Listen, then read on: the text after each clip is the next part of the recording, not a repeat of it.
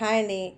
ఈరోజు చూపించే రెసిపీ దోసకాయ మటన్. అప్పుడప్పుడు మనం మటన్ తీసుకొచ్చినప్పుడు ఎక్కువగా బోన్స్ అనేవి వస్తాయి కదా, వాటిని దోసకాయతో యాడ్ చేస్తే కనుక భలే టేస్టీగా ఉంటుంది. తయారు చేయడానికి అయితే మామూలుగా మనము మటన్కి ఏ విధంగా పోపులు చేస్తామో ఆనియన్స్, అల్లము, పసుపును వేసి ఈ విధంగా పూర్తిగా ఫ్రై అయిన తర్వాత ఈ బోన్స్ని కూడా యాడ్ చేసి 3 నుంచి 4 విజిల్స్ వచ్చేంత వరకు ఉడికించాలి.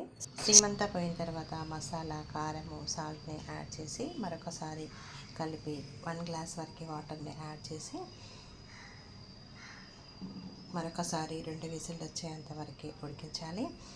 అయితే ఇక్కడ 250 గ్రామ్స్ వరకు బోన్స్ ఉన్నాయంటే దీనికి హాఫ్ కేజీ వరకు నేను దోసకాయలని తీసుకున్నాను. ఇప్పుడు దోసకాయ ముక్కల్ని కూడా యాడ్ చేసుకొని 10 నుంచి 20 నిమిషాల పాటు లో ఫ్లేమ్లోనే ఉడికించి దగ్గరగా అయిన తర్వాత స్టవ్ ఆఫ్ చేసుకుంటే ఎంతో రుచికరమైన దోసకాయ మటన్ కర్రీ రెడీ. మీకు నచ్చినట్లయితే ట్రై చేయండి.